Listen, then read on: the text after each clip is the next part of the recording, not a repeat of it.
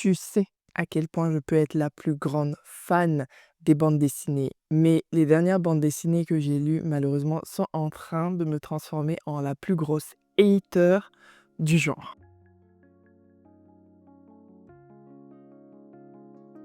Hello toi, j'espère que tu vas bien. Bienvenue sur ma chaîne, bienvenue chez Laurie Arten Books. Donc, comme le titre et la thumbnail, j'imagine, l'indiquent, aujourd'hui, je vais te parler de plusieurs ouvrages que j'ai lus. Il s'agit de plusieurs bandes dessinées. J'ai très exactement 1, 2, 3, 4, 5 bandes des 6 bandes dessinées dont je vais te parler. Je les ai d'ores et déjà classées de la plus nulle à celle que j'ai préférée.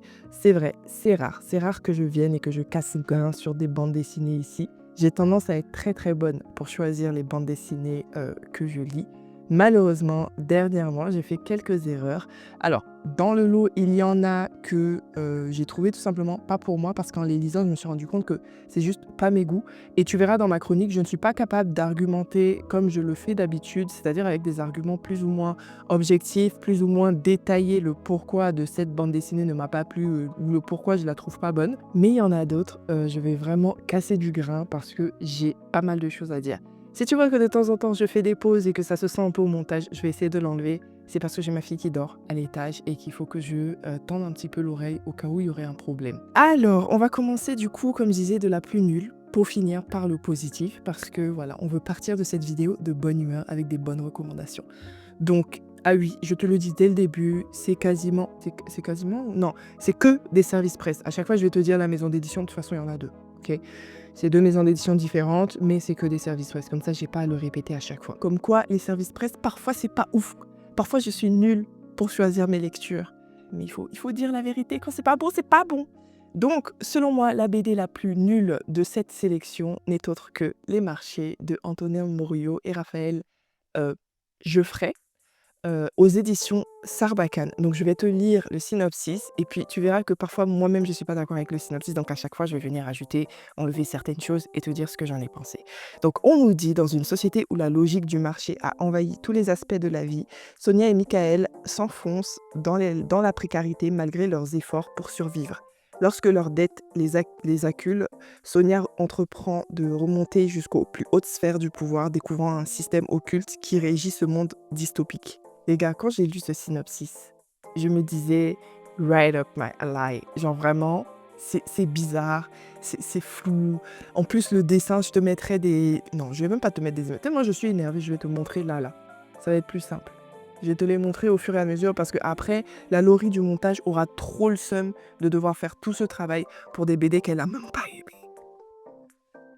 J'avoue, je suis un peu aigrie, mais je vous avoue, ça va être balancé par le très bon que j'ai lu juste après. Bref, j'ai vu les dessins, je me suis dit, je trouve pas ça très beau, mais je suis quelqu'un qui adore découvrir des styles de dessin différents. Honnêtement, il y a tellement de bandes dessinées dont je peux te parler, pour lesquelles au début je me disais, ah, j'aime pas trop. Et puis en fait, le dessin c'était du génie, pardon, qui servait parfaitement le propos, que je me suis dit, non, vas-y, parce que le synopsis me donnait envie, c'est juste que les dessins, j'étais pas sûre.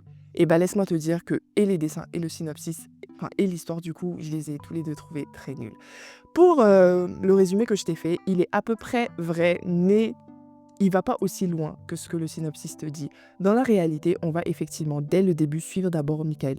Michael qui a un travail, qui vient de trouver un travail un peu merdique, un peu absurde, où il doit coller des feuilles sur des arbres dans un jardin de riches, parce qu'on est en automne, ou en tout cas dans une saison un peu froide, où les arbres n'ont plus leurs feuilles, mais la propriétaire des lieux a envie d'avoir des arbres très verdis et du coup elle paye tout un contingent de personnes qui vont aller juste grimper aux arbres et créer littéralement une forêt avec des feuilles artificielles.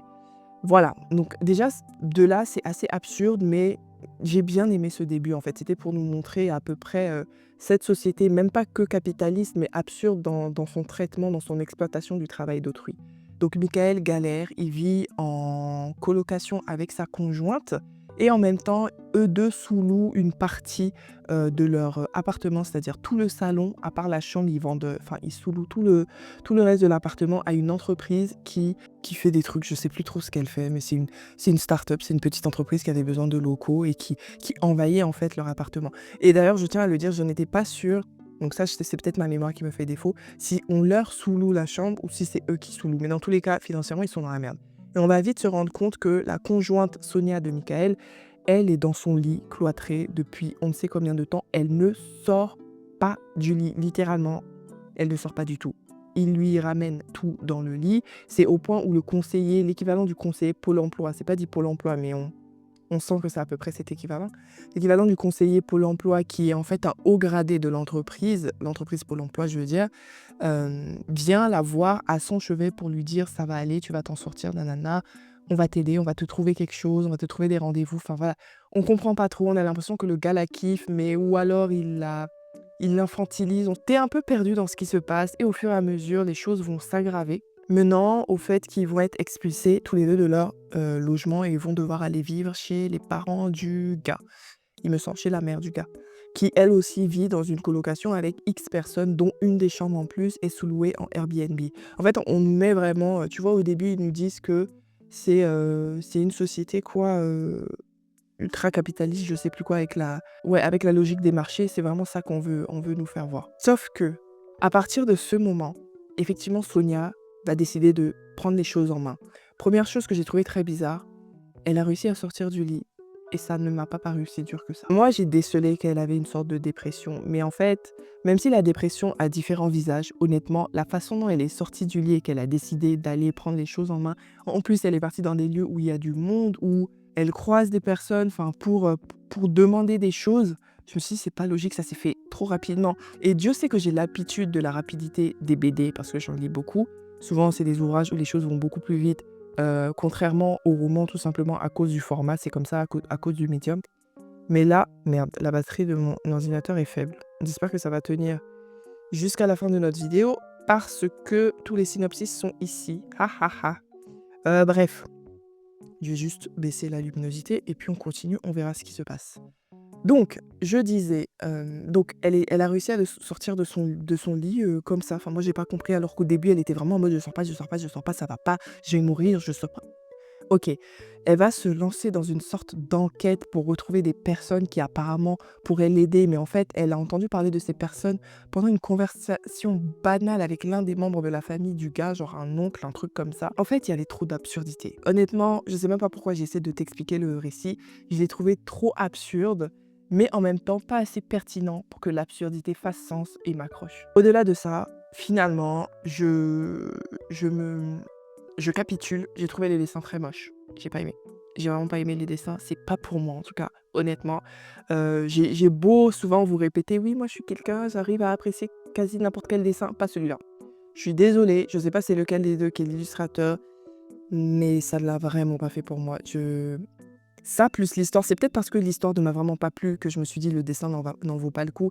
Mais là, les 2 ensemble, j'étais en mode: «L'histoire, elle est absurde». En plus, on rencontre des personnages, je peux pas te le dire parce que ce serait vraiment spoiler et que j'aime vraiment pas spoiler parce que j'aime pas qu'on me spoil. Mais les gars, non, non, non. J'adore la maison d'édition Sarbacane, hein. J'aime beaucoup le fait qu'ils prennent des risques, mais là, pour moi, c'était un flop. Honnêtement, Sarbacane, I'm so sorry, là, c'est pas passé. Autre service presse, cette fois-ci de la maison d'édition des Mondes Flottants, c'est Mirror Rim de Olivier Vacher, illustré par Gustave Auguste. Donc cette fois-ci, on nous dit, à la recherche de son père disparu, Léon découvre un univers parallèle, donc le monde Mirror, où les lois de la physique et même celles de la bande dessinée sont bouleversées. Accompagné d'Anna, il doit affronter une menace interdimensionnelle. Ça, c'est ce que j'ai noté du synopsis. C'est à peu près vraiment ce qui se passe. En fait, au début, tu vas être auprès du personnage principal, donc Léon, qui est à la recherche de son père. Il sait pas où il a disparu, donc il va partir chez son oncle et sa cousine, qui seraient les dernières personnes à l'avoir vu. Et de fil en aiguille, il va découvrir que à partir d'un point physique de la maison de l'oncle en question, il y a un passage vers une dimension parallèle.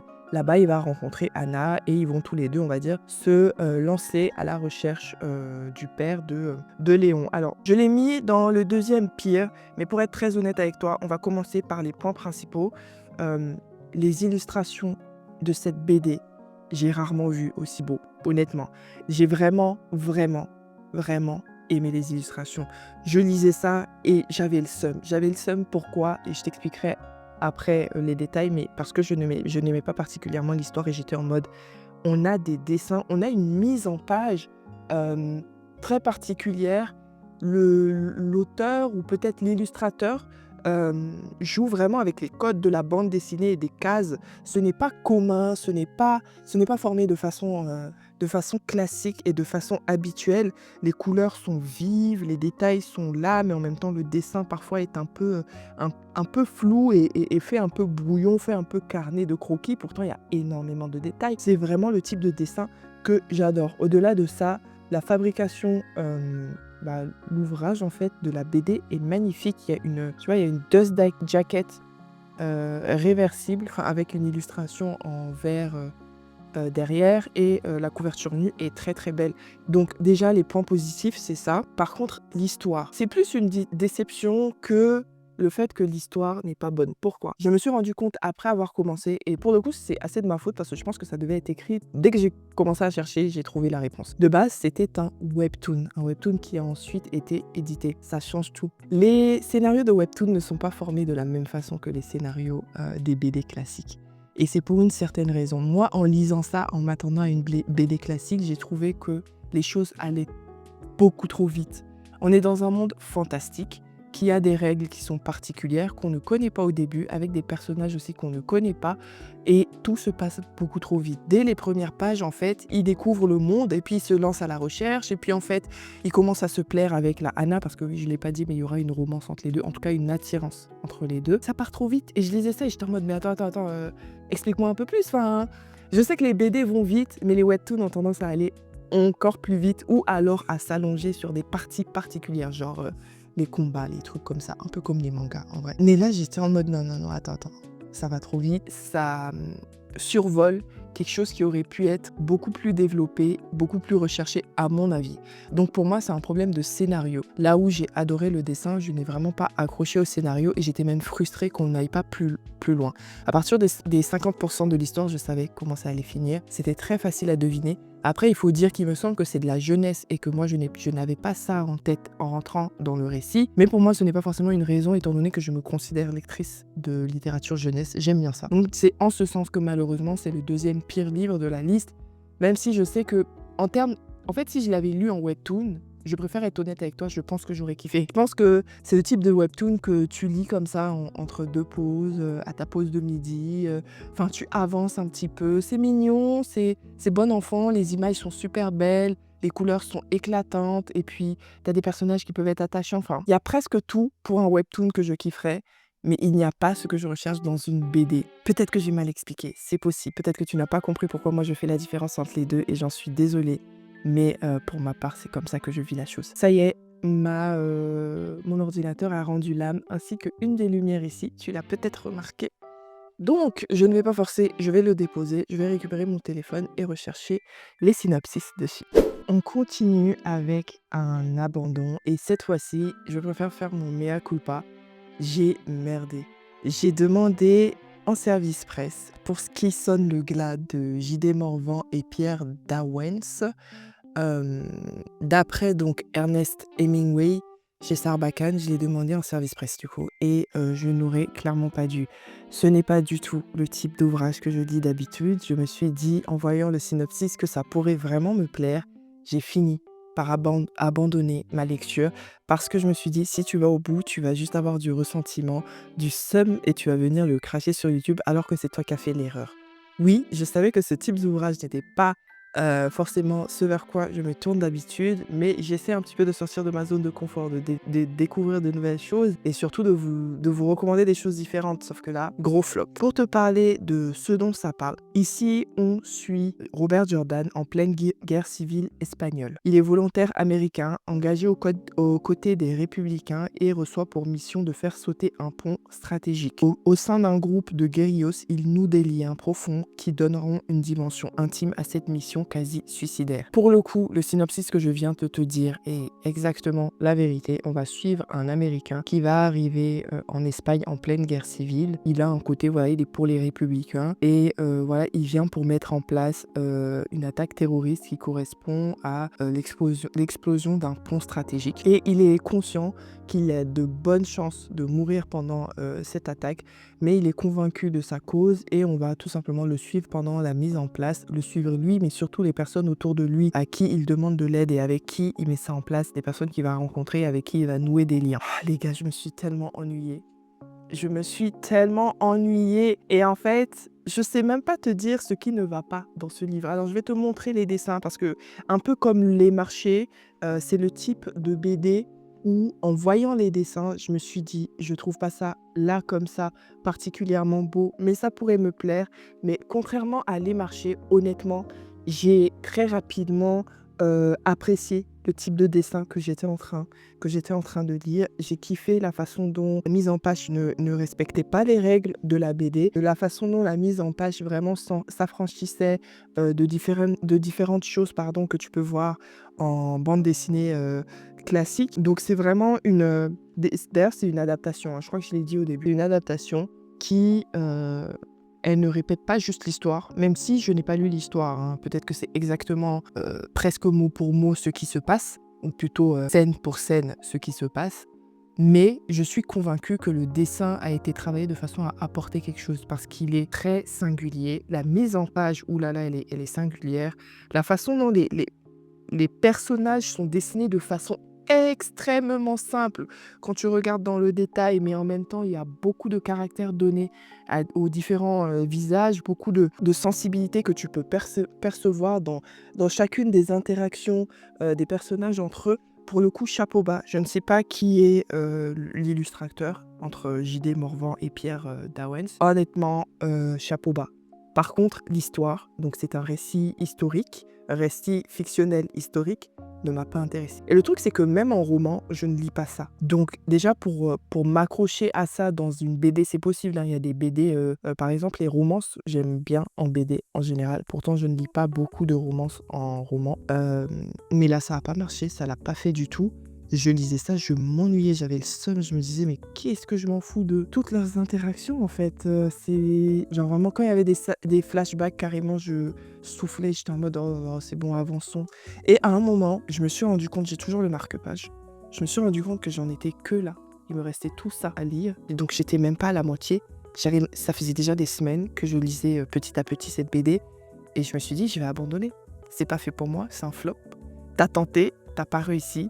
Donc voilà, malheureusement, je vais être très honnête avec vous, je ne sais pas à qui je peux recommander cette BD, même si je suis consciente qu'il y a forcément son public. Pas parce que je suis en train de vous dire tout ouvrage a son public, oui, mais au-delà de ça, j'ai l'impression que c'est bien fait, tu vois ce que je veux dire? Mais ce n'est pas fait pour moi. C'est comme si je lisais un roman contemporain, je sais pas moi, feel good, alors que c'est pas pour moi en fait. I don't like that. Donc ouais, j'ai tenté, j'ai pas réussi. Donc peut-être pour les personnes qui aiment les récits historiques, n'hésitez pas à essayer. En tout cas, le dessin, la mise en page, j'ai kiffé. Voilà, je suis très sensible à ça et cet aspect-là, j'ai vraiment kiffé. Par contre, l'histoire, honnêtement, ça m'est passé complètement au-dessus de la tête. Maintenant, on va passer au trio gagnant. C'est 3 ouvrages que j'ai kiffés. Je les ai quand même classés dans l'ordre de mon moins préféré entre guillemets à mon préféré, mais mettons en tête le fait que là, on va parler que de pépites et de façon assez globale, je te les recommande tous les 3.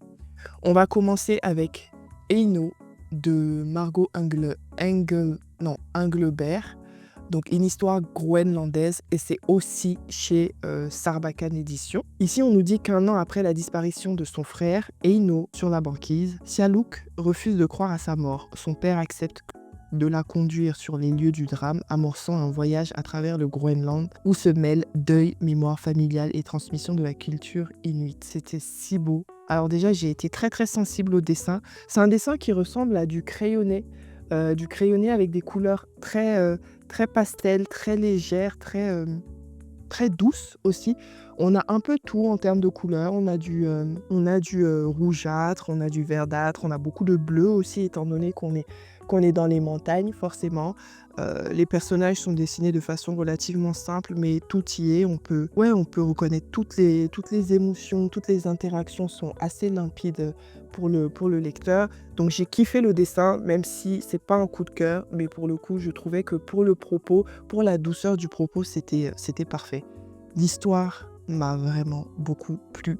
On va vraiment suivre cette jeune fille, cette adolescente en fait qui s'appelle Sialouk, qui refuse de croire que son frère est mort, alors que tout le monde veut lui faire comprendre qu'il a disparu depuis un an dans la banquise. Il n'y a aucune chance que ce soit juste une disparition, y compris ses parents, sauf que à chaque fois elle dit: vous n'avez pas trouvé de corps, il n'a pas disparu.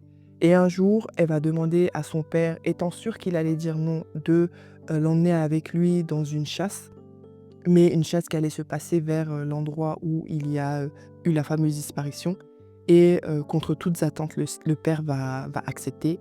Et tu t'imagines, ça va être une sorte de voyage initiatique, mais aussi un closure, je sais pas comment on dit ça en français, fermeture, une conclusion. Donc ça va être pour elle l'occasion de faire la paix avec ce qui s'est passé, de savoir la vérité aussi derrière ce qui s'est passé, de parler, d'ouvrir la discussion la communication avec son père. Quoi d'autre? En fait, c'est une sorte de tranche de vie, quelque part, vraiment centrée sur cette tragédie et dans un espace qu'on ne connaît pas très bien, c'est-à-dire dans des communautés inuites qui vivent au plus près de la banquise et qui vivent aussi le réchauffement climatique, parce qu'il y a il y a des petites phrases qui sont dites en mode il y a quelques années la glace était à tel niveau, aujourd'hui elle est à tel niveau, donc il y a quand même voilà, il y a des rappels qui sont faits, mais c'est pas ça le propos du récit. Le propos du récit, c'est vraiment ce cheminement interne que va faire Sialouk. Et pour le coup, si vous êtes sensible à ce type d'histoire, je vous le recommande à fond. J'ai vraiment, vraiment kiffé. Entre lui et celui juste après, j'étais pas trop sûre duquel je préfère, honnêtement. Donc, ils se valent à peu près. Je trouve en plus, c'est vrai que j'ai pas parlé des prix des précédents ouvrages, c'est peut-être parce que je les ai pas aimés. Celui-là coûte 23 € et je trouve que vous en avez pour le coup pour vos sous. Parce qu'il est assez long, il est assez complet. Non, il fait 150 pages à peu près, mais j'aurais dit plus, honnêtement. Mais bon, voilà. Et puis, bon, Sarbacane, je vais pas revenir sur la façon dont ils font leurs éditions. Je sais que les 2 précédents ouvrages dont j'ai parlé, c'était de chez eux et que j'ai descendu des ouvrages, entre guillemets. Je pense qu'on ne peut pas remettre en question la qualité de l'édition du livre papier. J'ai toujours kiffé, en tout cas, tout ce qu'ils font. Voilà. Ensuite, le numéro 2, du coup, ça va être Saperlâche. Saperlâche de Sylvain Escaillon. Ce livre, cette BD, du coup, je l'ai lu en peut-être 2 mois parce que je l'ai perdu au milieu de ma lecture. J'avais trop le seum. Comme vous pouvez voir, j'en ai encore un exemplaire. Donc, vous pouvez faire vos calculs. Comment il s'est retrouvé là? Non, c'est un cadeau, hein, je tiens à dire. Je ne l'ai pas racheté. Mais du coup, Saperlâche, que je te dise de quoi ça parle. C'est vrai que j'ai pas dit, mais c'est aussi chez Sarbacane. Bah, les 2 derniers ouvrages sont de chez Sarbacane. Donc, Saperlâche, on dit, après la Première Guerre mondiale, un industriel ruiné s'installe avec sa famille à la campagne. Tandis que la violence du père gangrène le foyer, son jeune fils trouve refuge dans une forêt peuplée de créatures étranges qui l'entraînent vers un imaginaire de plus en plus sombre et destructeur. Il dit tout. Le synopsis, vraiment, il dit tout. On va suivre ce jeune garçon qui arrive à la campagne, dans l'ancienne maison en fait, de sa mamie qui est décédée maintenant. Lui, il adorait sa mamie, mais bon, pas trop son père. Et il est victime de violences de la part de son père, que ce soit des violences psychologiques comme des violences physiques. Donc il va se réfugier dans la nature, à l'extérieur en fait, parce que son lieu de vie n'est plus un lieu sécurisé chez lui. Donc il va de plus en plus aller dans la forêt, il va y rencontrer, comme on dit, des créatures avec qui il va nouer une amitié, sauf que cette amitié va le mener à poser des actions diverses qui peuvent être très violents et peuvent avoir des répercussions très concrètes sur les personnes de la communauté dans laquelle ils se sont tous installés. Et voilà, et du coup, c'est lui, en fait, c'est le personnage là qu'on appelle Saperlâche. Je sais même pas comment te parler de cette histoire sans te spoiler. Alors déjà, il y a un plot twist vers la fin que j'ai trouvé superbement fait, même si je l'ai vu venir à partir de 75% du récit. Mais je trouve que 75% du récit, ça va encore. Et même après ce plot twist, il y a encore un morceau d'histoire, c'est-à-dire un petit plot twist, pardon, en plus, qui est trop bien fait. Je trouve que cette fois-ci, on ne voit vraiment pas venir. C'est un récit qui a pas mal d'action, mine de rien, mais aussi qui est très attendrissant parce que tu suis un enfant dans toute sa vulnérabilité, mais en même temps avec tout son ego de petit garçon qui se dit non mais je suis un enfant, mais en fait faut pas me traiter comme un enfant, tu vois.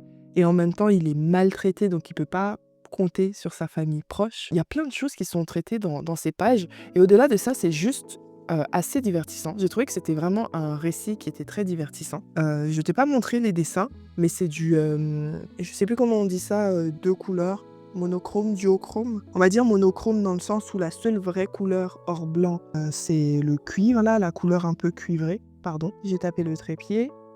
Voilà. Pour le coup, la dimension mise en page des cases, etc.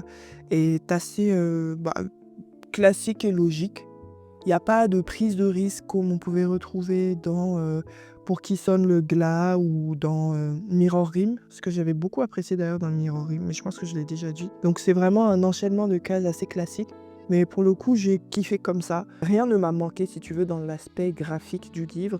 Il n'avait pas besoin de couleurs pour transmettre tout ce qu'il voulait transmettre. Je pense que l'auteur a opté pour ce type de colorimétrie pour renvoyer aussi la dimension historique du fait que ça se passe après la Première Guerre mondiale. Même si on ne nous parle pas de l'histoire avec grand H, à part le fait que le mec il travaillait dans les armes, je crois, ou dans l'aviation, je ne suis plus sûre, et qu'il est ruiné parce que il y a plus la guerre, quoi, et lui il préférait que la guerre reprenne. Donc voilà, je pense que j'ai pas plus de choses à te dire sur Saperlâche, à part te dire que si c'est quelque chose qui te donne envie, n'hésite pas, parce que je trouve que c'est vraiment un bon ouvrage. Et le dernier, qui a été un petit coup de cœur jeunesse, là, que j'aimerais bien offrir aux jeunes autour de moi, c'est Eddie, Noé et Sarah, donc de Max de Radigues et Hugo Piette. Il faut savoir que c'est un intégral de 3 petites BD jeunesse.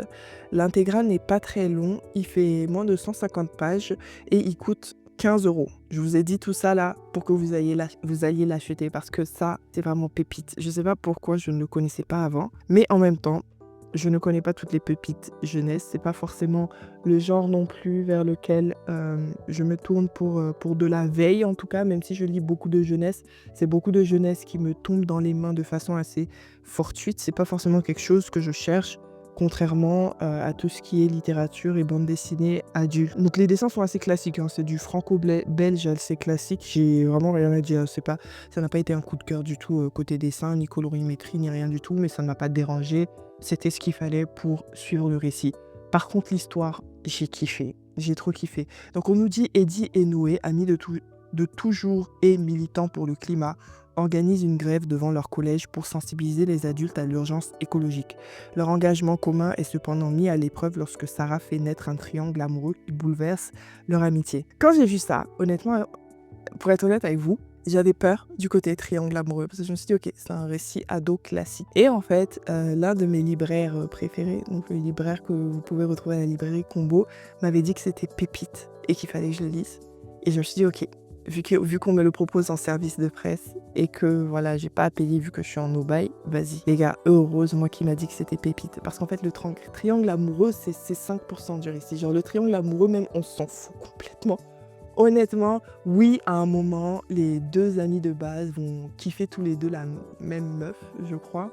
Ou non, il y en a un qui la kiffe et puis elle kiffe la meuf. En tout cas, il y a effectivement un triangle amoureux, mais on s'en fout.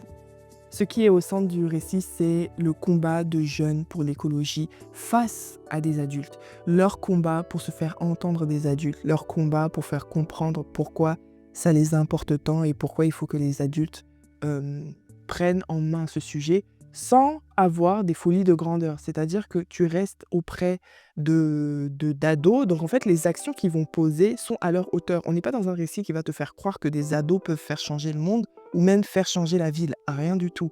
Ils vont d'abord essayer de faire changer leur collège et leur lycée. Première étape, à travers une grève.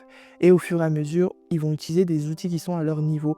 Donc les réseaux sociaux, etc., le bouche à oreille, leurs amitiés avec autrui, leurs frères et sœurs aussi, leurs grands frères, grandes sœurs qui peuvent avoir peut-être un peu plus d'influence dans le lycée pour essayer de faire changer les choses. J'ai trouvé ça très attendrissant, avec beaucoup d'espoir dans tout ce qui est action de proximité. C'est des récits que je voudrais voir être partagés de plus en plus auprès des jeunes parce qu'il y a beaucoup de pessimistes écologiques et à raison, je vous avoue. Moi, j'essaie de ne pas montrer mon pessimisme dans ce domaine parce que je trouve que ça ne sert à rien. Si tu veux, ça ne peut pas faire avancer la cause d'être pessimiste et bon, en attendant, on est là, donc voilà. Mais c'est nécessaire qu'on retrouve un petit peu d'optimisme et c'est ce type d'ouvrage-là qui va le transmettre. Donc vraiment, si vous cherchez des cadeaux pour les jeunes autour de vous, je ne sais pas à partir de quel âge c'est recommandé, mais franchement, selon moi, dès 12 ans, peut-être même avant, ça dépend. Si votre ado est grand lecteur, peut-être aller 11 ans, parce que c'est des collégiens/lycéens, avec des petites amourettes, qui découvrent un peu les sentiments, enfin voilà, tout ça, mais tout ça c'est en toile de fond d'une grande cause qui est importante. Et aussi, ça montre aux enfants, enfin, enfants, c'est pas pour être réducteur, hein, c'est littéralement des enfants, mais ça leur montre qu'ils ont aussi un impact, qu'ils ont aussi du pouvoir qu'ils peuvent réclamer, en tout cas dans les espaces qu'ils occupent de façon régulière. Oui, qu'ils occupent régulièrement, pour être un peu plus correct dans mon français. Donc, notamment ici le lycée, mais ça peut être ton groupe d'amis, ça peut être ton logement, ton foyer, parler à tes parents, etc. Et je trouve ça super important. Et voilà, et en fait, je suis en train de réfléchir en même temps cette semaine. Petit side note, j'ai été maître de stage pour des stagiaires de seconde. Donc stage d'une semaine, mais moi je les ai eus que 2-3 jours, un truc comme ça. Et ça m'a fait me rendre compte à quel point tout est entre nos mains pour eux, pour elles en l'occurrence, parce que c'est un partenariat que mon entreprise a avec des lycées pour accueillir des stagiaires féminines, donc des filles, parce que je suis dans des métiers qui sont très masculins, qu'on essaie de féminiser. Les filles, faites des diplômes d'ingénieur, s'il vous plaît, on a besoin de vous. Donc oui, forcément, ils ont cherché des maîtres de stage qui sont des femmes. Il n'y avait pas que des femmes, il y avait aussi des hommes qui étaient maîtres de stage parce que il n'y a pas beaucoup de femmes dans mon métier. Enfin, en tout cas, dans l'entreprise dans laquelle je suis, sur la plaque où je suis, je crois qu'on est 2 meufs sur toute une plaque. Et c'est affligeant. C'est vraiment affligeant. Bref, c'était une side note qui sert à rien. En tout cas, lisez si vous kiffez ce type de récit. Ça se lit très très vite, hein. Ou offrez Eddie, Noé et Sarah à vos ados, à vos jeunes, à vos adultes aussi, ça peut servir. Et, et voilà, c'était tout pour moi. J'espère que tu auras kiffé cette vidéo. Si tu n'es toujours pas abonné, franchement, tu es un top professionnel. Il est temps de t'abonner. Il est temps que tu t'abonnes. Tu peux en même temps liker, tu peux en même temps commenter, tu peux en même temps partager. Tu vois, comme ça, on grandit ensemble. Et puis moi, dans tous les cas, je te dis à bientôt pour une nouvelle vidéo. Ciao, ciao.